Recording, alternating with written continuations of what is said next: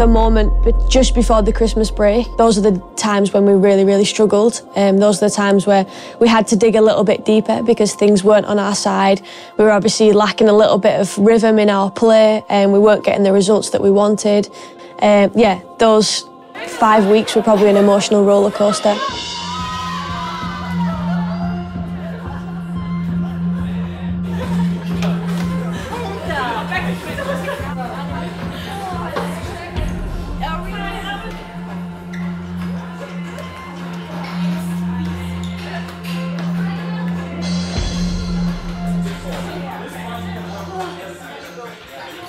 Wenn du Woche für Woche spielst, jeden Tag trainierst, immer irgendwo dasselbe machst und dann diese Phase hast und auf einmal läuft es nicht, dann musst du auch selber erstmal als Mannschaft herausfinden, was jetzt los ist, woran liegt's.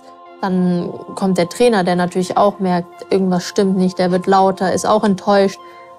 Dann denkst du wiederum mehr nach. This is also part of the process that I keep talking about. It's like we have had a fantastic journey since the summer of 22, and then it dropped a little bit in November, December.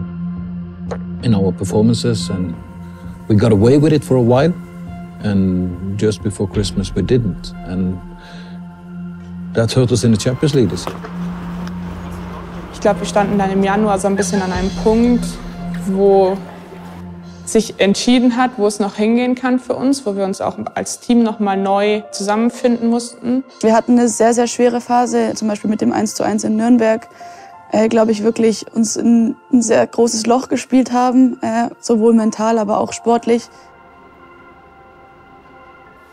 In der Mannschaft ist so viel Dynamik drinnen und da sind so viele Charaktere, so viele Entscheidungen, die getroffen werden von Individuellen, die wieder Auswirkungen auf das große Ganze haben. Und das ist halt so kompliziert und deswegen ja, sind so Phasen eben nur schwierig und nicht so leicht da rauszukommen.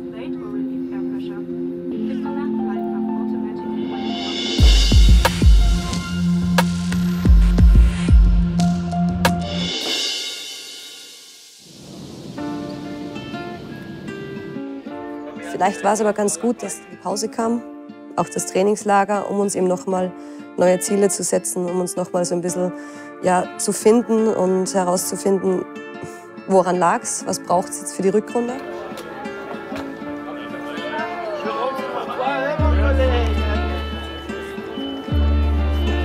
I went home, I did everything that I needed to do, I saw my family, I rested, I recovered, I did everything that I needed to do. And everything that I thought I was over and everything that I thought I needed, I did, but I still had the same problem. So to me, everything just went back down to square one. So it was important that I moved on from that situation.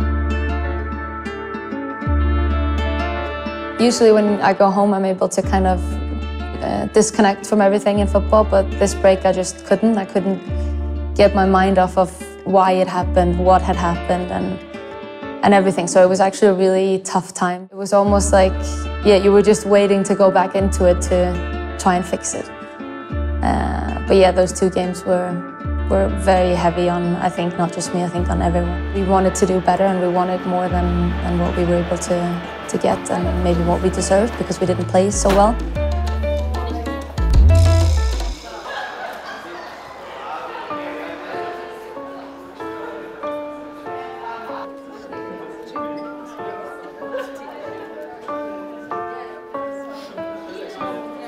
Ich war so ein bisschen gespannt und aufgeregt, wie ich mein Team vorfinde, wie ich die Trainer, was passiert jetzt? So, gehen wir noch mal zurück dahin oder lassen wir es hinter uns? Erstmal möchte ich natürlich allen nochmal, zumindest ja alle auch jetzt gesehen, Freitag und Freitag, heute, die ich nicht gesehen habe, wünsche ich trotzdem nochmal, auch wenn es vielleicht schon ein bisschen spät ist, nochmal allen einen guten Start ins neue Jahr. Ist ja immer das Thema, im Sommer fehlt uns so ein bisschen die gemeinsame Zeit. Ja, es ist eine große Gruppe, sind ich glaube 51 Leute hier. Ich glaube, so groß waren wir noch nie. Ist natürlich auch bedingt durch ein großes Trainer- und Staff-Team. Ihr seht selber, ich weiß, wenn ihr rechts und links guckt, es hat sich ein bisschen was verändert. Nicht nur im Staff, aber auch natürlich auf Spielerinnenseite. Und dementsprechend ist es jetzt auch gut, dass wir so jetzt auch zusammenkommen und jetzt eben auch die Zeit gemeinsam sehr, sehr gut nutzen können. die wichtigen Leute bleiben aber in deinem Leben, egal wo die spielen. Also so ist es auch mit Lina. Die ist jetzt in Italien, aber ich habe trotzdem immer noch mit ihr extrem viel Kontakt und freue mich einfach immer, wenn ich sie sehe und wenn ich sie auch spielen sehe und ich unterstütze sie da auch so gut ich kann. Von dem her ist es leider Teil unseres Sports, des Fußballs. Ich bin mir sicher, dass sie Bayern und auch ihr Umfeld hier nie verlassen hätte, wenn sie nicht wirklich das intensive Gefühl gehabt hätte, ich muss was verändern. Von daher finde ich, muss man das dann auch einfach verstehen und sie da auch dabei unterstützen. Why we are here? Because what happened before Christmas, we are not finished with. We start from there now. So this is what has taken maybe most of my Christmas break, is to understand why. Because the first thing, like I tell you every day, is we need to start with ourselves. And I start with myself, and I allow the standards to drop. Alex wurde ja da auch relativ deutlich, gerade so in der ersten Besprechung im Trainingslager. I make the decision if you're in or you're out. Because if we have one or two who cannot be in full 100%, we fuck it up for everybody else. And we fuck intensity. But now we can talk about points, where we could have been at this point and where we're at. Because we could be 6 points ahead in the league. We could be on top of the Champions League group, but we are not. And it's nobody else's fault than ours. This is the reality. This is the situation we have put ourselves in now. This is not me putting every like pressure or anything. This is reality.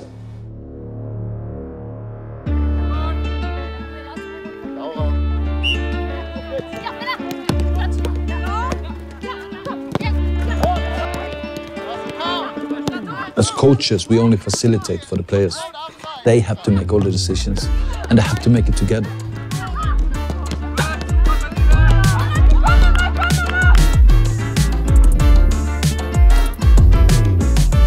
The greatest achievers in team sports manage this, have this cohesion between each other and to work it out together with those coaches, and we present them a plan, but I always give them 3 or 4 different solutions to how they're going to solve it, and then we together find the best one.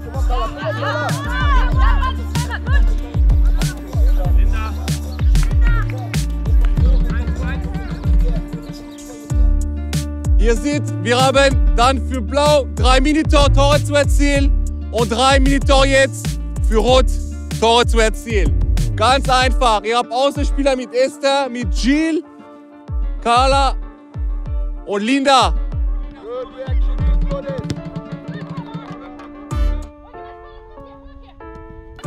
Ja, das geht. Super, Kathi, gute Ball. Ja, perfekt, super.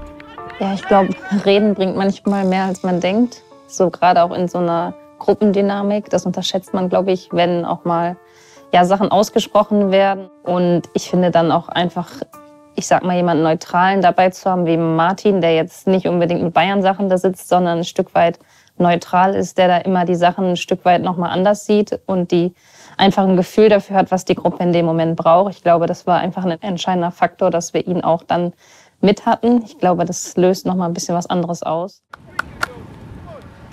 Love it. Die ist gut drauf. Aber der geht's jetzt auch gut. Martin ist, finde ich, einfach sehr gut in dem, was er macht, weil er aus einer anderen Sportart auch kommt, weil er so ein bisschen unberührt von dem Fußball ist. Er ist ein bisschen wie ein guter Schiedsrichter, ohne wirklich zu richten. Er urteilt auch nie. Dann habe ich oft gemerkt, wenn man mal so von anderen Erlebniswelten, aus anderen Sportarten, aus anderen High-Performance-Environments erzählt, dass oft so eine Ruhe auch kommt, das darf so sein oder das ist erlaubt, dass es so sein und man kann damit arbeiten oder damit arbeiten lernen. Es geht nicht darum, eben Angst wegzudrücken, sondern Angst bewältigbar zu machen, Unsicherheiten zu spüren und anzunehmen, um damit wirksam zu werden, sozusagen.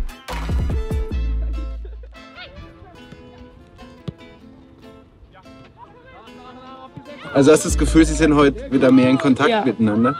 Ja. Und werden Fehler erlaubt oder wird schnell reagiert? Da bin ich jetzt gerade noch am Überlegen. Oder am Analysieren. Das ist voll gut. Manchmal muss man nicht immer dort suchen, wo man glaubt, genau so ein Momentum verloren zu haben, sondern was Neues vielleicht zu kreieren. Ja. Weiter. Ganz genau. Oder glauben, dass was früher funktioniert, weil sie neue Menschen, neue Momente, was zu finden, was Neues. Es ist wie oft viele Menschen, die unglücklich werden, versuchen ihr Glück dort zu finden, wo sie das Glauben verloren zu haben. Ja. Anstatt es vielleicht eine Transformations- und Entwicklungsphase ist, um Dinge nach vorne zu bewegen. Was wir auf jeden Fall wissen aus der Neurowissenschaft, aus der Psychologie, dass dann doch eigentlich unser Emotionszentrum, wenn wir verlieren, das kann so machen, das kann wirklich wie ein ganz schlimmer Liebeskummer sich anfühlen. Das kann wie ein extremer Verlust von einer geliebten Person oder auch von hohen Idealen oder Träumen, die man hatte. Das ist wie, als ob man das verliert und dann auch vielleicht manchmal das Gefühl hat, man kann gar nichts dafür, weil Spitzensport heißt auch manchmal Glücksmomentum oder bestimmte andere Momente, die man eben hat. Das heißt dementsprechend das Erlebnis oder die Erlebniswelt dann oft von Athletinnen, von Spielerinnen, von Athleten ist dann oft dieses Gefühl des kompletten, ja, man hat was verloren, was man nicht mehr wiederbekommt. Martin hat irgendwie die Fähigkeit, seine eigene verrückte Energie ins Team zu überbringen. Er schafft es, glaube ich, wirklich alle mitzunehmen auf seine Art. Also selbst wenn manchmal sagen, boah, du lachst heute mir wirklich zu viel, dann ist es aber trotzdem einfach ansteckend.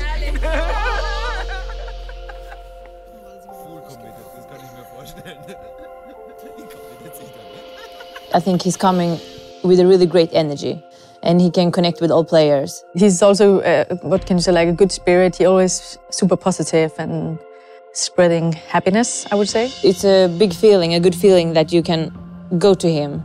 And you know you can discuss and talk about everything and it stays there. And it's also like a safe point.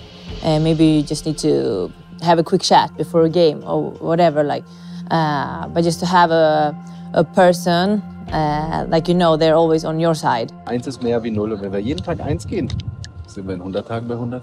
Welchen Berg will man erklimmen? Welche Seilschaften wollen wir gründen, die wettergetestet sind, wo man weiß, okay, das Seil wird nicht durchreißen und nicht jemand schneidet es mir ab, wenn es stressig wird, sondern diese Prozesse der Bergetappe, was wollen wir gehen, wie wollen wir uns da gemeinsam normieren? Und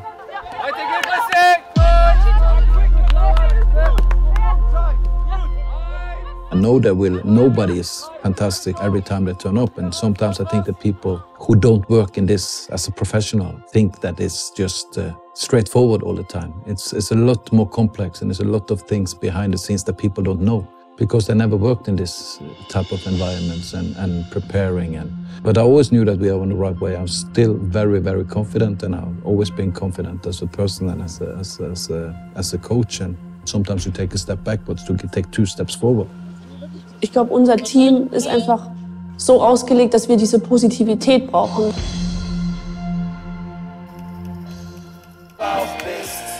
Lass uns feiern, lass uns träumen, FCB. When I first moved to Munich, I spent a lot of time with Clara, with Sid, with Julie. Sie hat nebenan gewohnt und sie hatte noch keine Küche. Natürlich als Internationale, die jetzt dann nach Deutschland kommen, bist du vielleicht erstmal auf dich alleine gestellt. We just kind of came up with a tradition every match day -1 when we play at home. So the night before the game, we would make truffle pasta.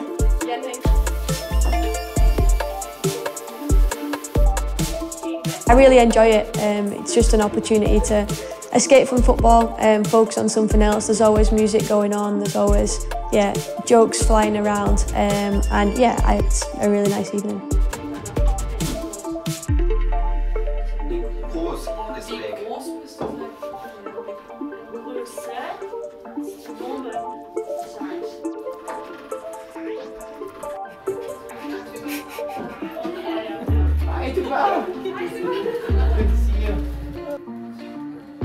Truffle party? Yes, I come. It's just so much fun to do something without the football and don't always talk about football. It's nice to have something on the side.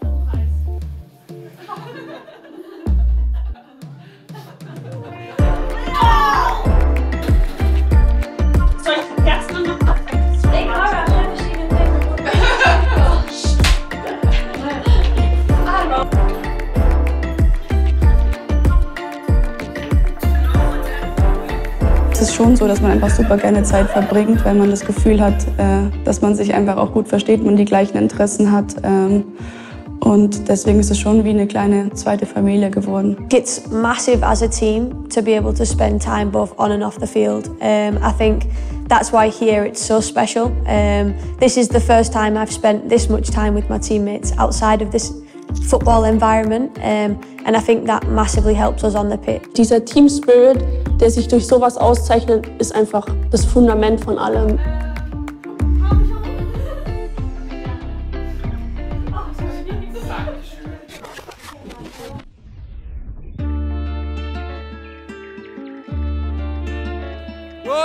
Gut, sehr gut. Weiter. 1, 2. Hier. Zählt nicht für gelb. Man hat dann auch schon im Trainingslager gemerkt, dass sich was verändert. Es war von einem auf anderen Training, da waren diese Besprechungen und dann das andere Training war wie ausgewechselt. Some moments. We were just present on the pin. Martin ist ein Hero. Er sagt immer so selber, er hat gar nicht viel gemacht, aber ich glaube, er weiß manchmal gar nicht, was er für eine Strahlkraft hat, wie er auf uns wirkt. Was uns stark gemacht hat, war, dass er uns begleitet hat, aber trotzdem hat selber machen lassen. Es kam von uns aus und ich glaube, deswegen ist es auch nachhaltig.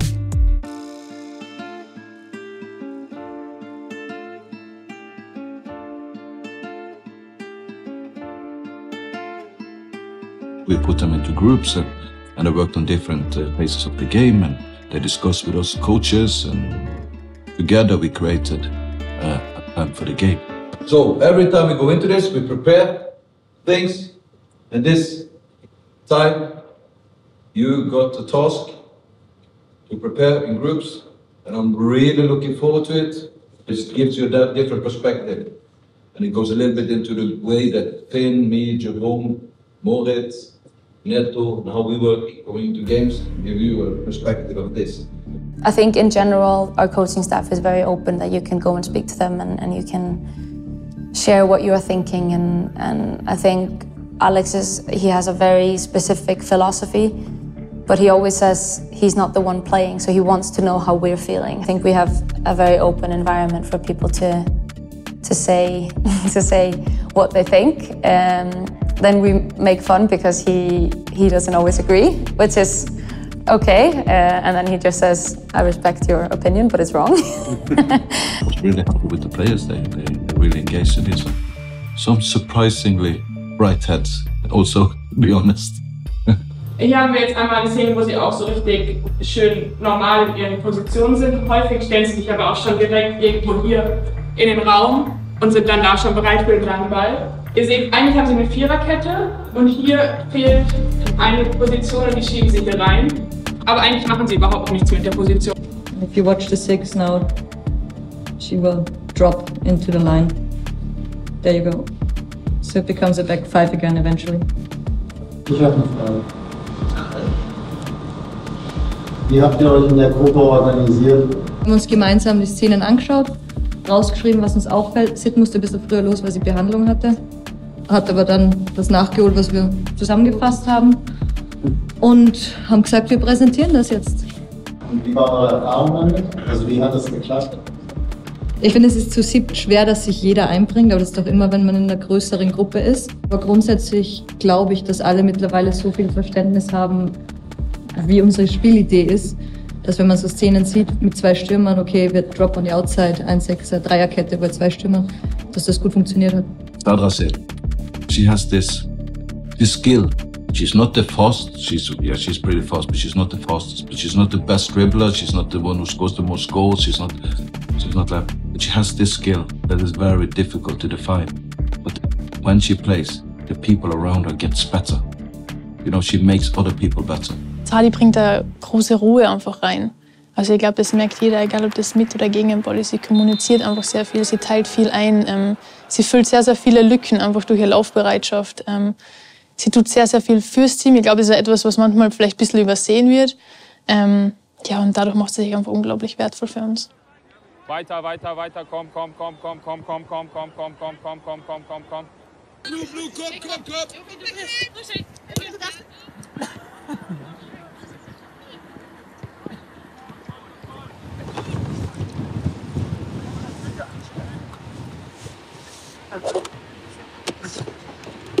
Wenn du einen Schlag drauf kommst, du raus.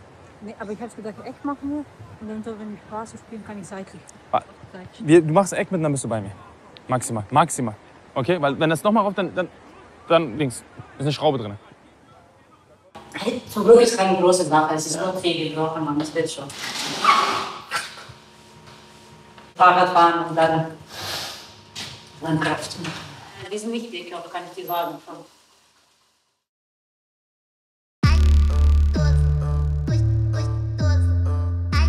Uns hat es extrem gut getan, das Trainingslager, weil wir einfach auch mal offen über alles geredet haben und kommuniziert haben. Nicht nur positive Dinge, auch was verändert werden muss, weil das einfach mal wichtig ist, wenn es mal nicht so läuft, dass man sich hinsetzt, über Dinge redet und wieder ein bisschen mehr zueinander findet. Und das haben wir gemacht.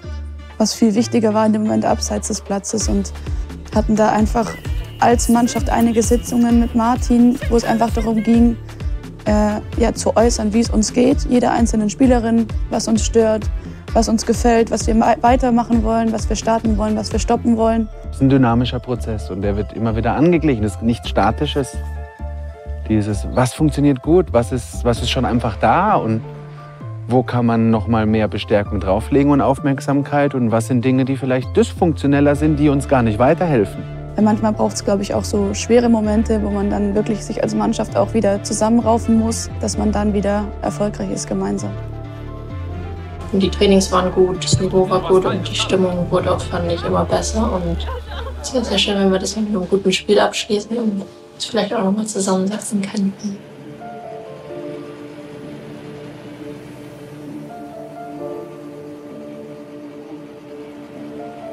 So today, to be honest, this is a new start.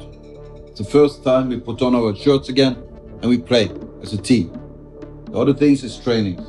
And we have talked everything about speaking, meetings, everything about what we want to get better at. The most important thing for me is that we look like a good football team where everybody puts in crazy effort, that we are proud of being in this team, we are working for each other, all of these things. This is what we start and this is what we're going to do today. We represent us. We show us who we are when we step onto the pitch. So today, enjoy, play good football, do the hard work, all of these things, and then we go back after, okay? Go.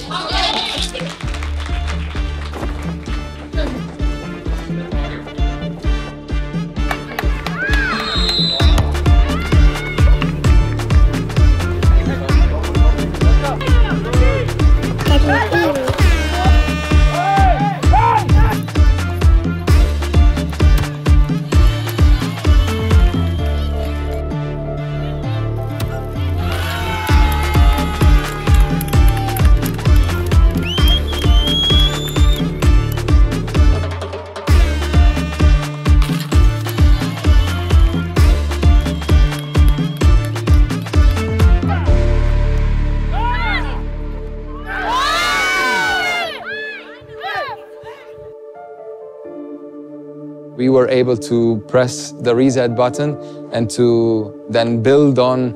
The negative things were also important so that we have something to build on and to say, hey, no more.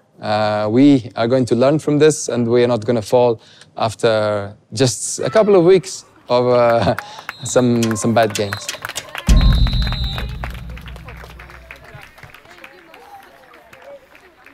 Suerte para la liga. Suerte.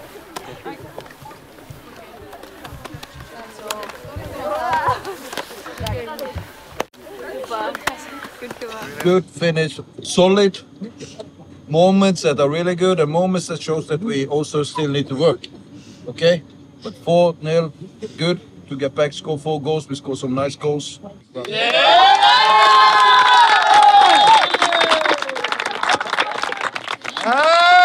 we must congratulate Neto!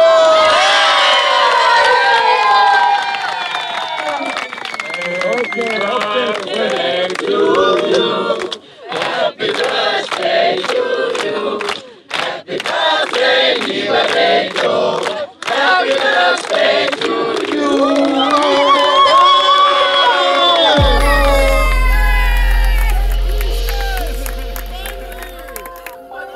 ich glaube, da ist uns gemeinsam gut gelungen, einfach einen guten Weg zu finden. Also wir haben wirklich aktiv uns mit den ganzen Dingen auseinandergesetzt, warum wir als Team in manchen Situationen nicht performen. We wanted to get better and we worked a lot with ourselves in the team and how we can create the culture where people are more active and more driven. Now when we look back, it's also something that helped us turn everything else around. It helped us work through it as a team. It pushed us together.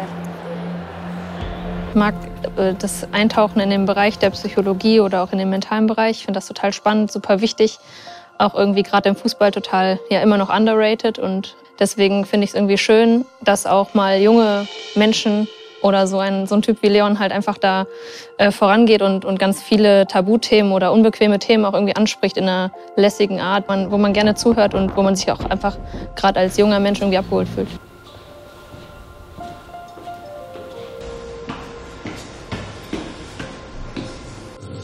Eine große Freude gehört, dass ihr unsere Podcast-Folgen gehört. Ja. Auch nicht vor den Niederlagen. Oder da auch. Vor was? Vor den Niederlagen. Es wäre natürlich gut, wenn ihr die Folgen nur hört, wenn ihr nachgewinnt. Ja, klar. Nee, wir haben auch gerade in der Kabine, wo geht ihr hin? Ja, dann treffen Leon Windscheid und dann Anna hat es gefragt und gesagt, oh, ich liebe ihn. Ich habe es so vergessen. Ja, was ich voll gemerkt habe, ist, dass wir jetzt ja mit unserem Sportpsychologen da einfach Hilfe haben. Und mir hilft es total, wenn der mir einfach erklärt, warum Phänomene ganz normal sind. Also einfach, ich gehe hin und ich sage, oh, ich fühle mich gerade so und ich habe das Gefühl, das ist total speziell und das hat noch nie jemand so gefühlt. Und dann sagt er halt einfach so, ja, das ist total bekannt und das geht in der Situation wahrscheinlich jedem so. Und dann denkst du dir, ach krass, ist normal, ja, dann ist nicht so schlimm. So, also so dieses einfach mal erklären, vielleicht ganz kurz, was dahinter steckt, wissenschaftlich. Und das hilft mir schon meistens total weiter einfach. Dass man merkt, man ist normal. Also es geht, ja, safe. Im Kopf kann man ja die krassesten Luftschlösser irgendwie sich so aufbauen. Voll.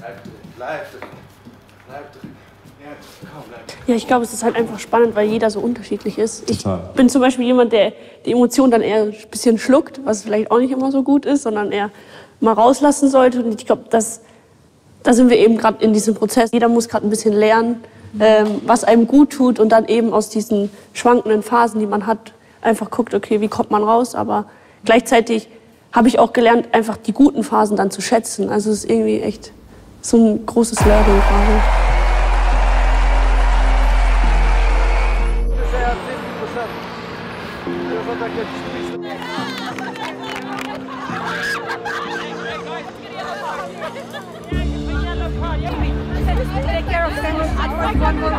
Früher war es ja so, du bist jung, mach und es ist okay, wenn du mal nicht performst und irgendwann oder jetzt so langsam kommst du halt in ein Alter, da erwarten die Leute, dass du halt konstant irgendwie deine Leistung bringst oder halt nicht mehr so dieses Auf und Ab hast. Und ich meine, ich glaube allgemein durch die Erfahrung hat man das auch mehr, aber es ist natürlich irgendwie anders. Ich habe oft das Gefühl, wenn man so nicht normale Jobs macht, wobei was ist schon normal, ne? Aber so euer Job ist nicht normal, dann denkt man von außen, ja, das sind Spitzensportlerinnen, die müssen immer total motiviert sein, die müssen dafür total brennen. Dass man halt anerkennen muss, ey, das ist niemals einfach nur hoch. Dass es ein totaler Trugschluss ist, weil die natürlich nicht dafür gemacht sind, gerade die starken emotionalen Zustände eigentlich zu bleiben, sondern dass man sich viel mehr auf so ein Auf und Ab und oft nicht mal ein planbares Auf und Ab, sondern so ein Zickzack mal bist du dann richtig im Loch und dann geht es plötzlich doch noch eine Etage runter, aber irgendwann wird es wieder hochgehen. Die Idee, dass du oben bleibst, das funktioniert nicht so auf Dauer. Da fällt mir nur gerade ein, wir waren nämlich vor ein paar Wochen im Frauengefängnis. Wir wussten nicht so, was uns erwartet und wir haben halt eine kurze Führung bekommen.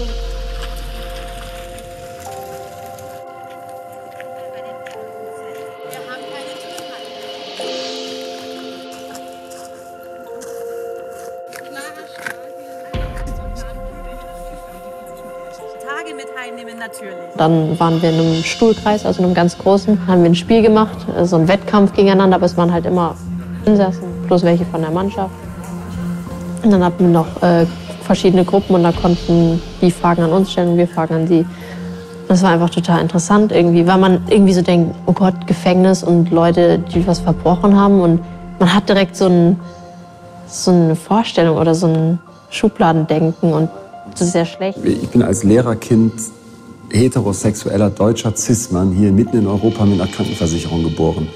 Meine größte Sorge ist, wenn mein Internet abends nicht buffert. So, ne? Und dann denke ich mir, meine Mutter war Hauptschullehrerin, die Kids kommen morgens in die Schule und da grummelt der Magen, weil die kein Frühstück gekriegt haben. So, und dann denke ich mir, das ist schon mal so eine Abzweigung, da hatte ich einfach mehr Glück. Und dann nimmst du noch 2, 3 andere Abzweigungen und dann sitzt du da und willst diesen Menschen jetzt da für sein Menschsein verurteilen, dass der im Gefängnis ist. Nochmal, das redet die Tat ja nicht schön, aber das kann ich gut nachvollziehen, was du sagst. Wir haben dann eine Nachricht jetzt vor kurzem bekommen, dass die sich eben riesig gefreut haben und die Stimmung allgemein im Gefängnis danach viel besser waren. Viele von denen die Spiele immer verfolgen, immer nachfragen, wie wir gespielt haben und sich angemeldet haben für die Sportstunden dort. Und da dachte ich mir so, ey krass, also es hatte wirklich einen nachhaltigen Effekt auch für die und für einen selber ja auch, die Erlebniswelt von denen so mitzubekommen.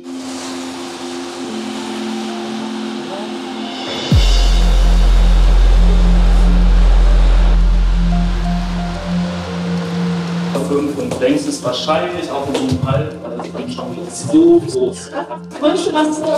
Längstes Arena in Köln. Stimmt, das hatte doch mit knapp 5000. Hello. Hi, hello again. Was Gutes. Was ich noch wissen wollte, trainiert ihr dann an der Allianz Arena auch oder wo trainiert ihr? Wir sind am Campus Neuherberg, ganz im Norden von München. Das ist eigentlich das NL, also Nachwuchsleistungszentrum von den Jungs Jugend ursprünglich, deswegen wird es gebaut. Und das, aber dann sind wir noch und die zweite Frauenmannschaft. Okay. Aber was eigentlich super ist, weil die Trainingsbedingungen, schöne Trainingsplätze. Kann man sein vollgeschwitztes Trikot einfach da lassen, das wäscht dann einer? Die schmeißt du eigentlich in die Mitte und dann wird's gewaschen. Ja. Dann ist da so ein Haufen, kommt in eine Tüte. Und das klingt jetzt, als würden wir nicht selber machen. Trikot waschen nicht. Ich werde es auch anziehen, ist mir egal, wenn es zu klein ist. Ich freue mich schon drauf. Ist jetzt schon. Heute Abend bitte. Heute Abend. Für Ihren Schöpfung. Ich habe noch nie so einen Schrift mitbekommen. Super, mega. So, jetzt lese ich es aber. Falls du es kennst, verfolge uns auf das.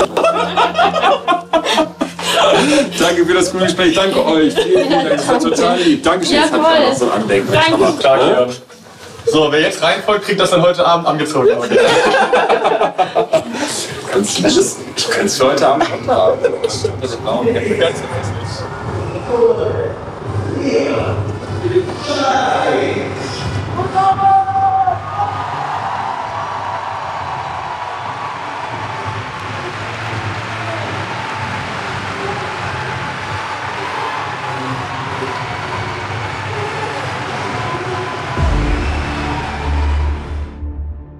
We never changed our identity. We know where we want to go, and we knew that from the start. The Champions League is super important. We have to be at our top level. We still have the trust that we can absolutely fight in Europe. My goal is to win the Champions League.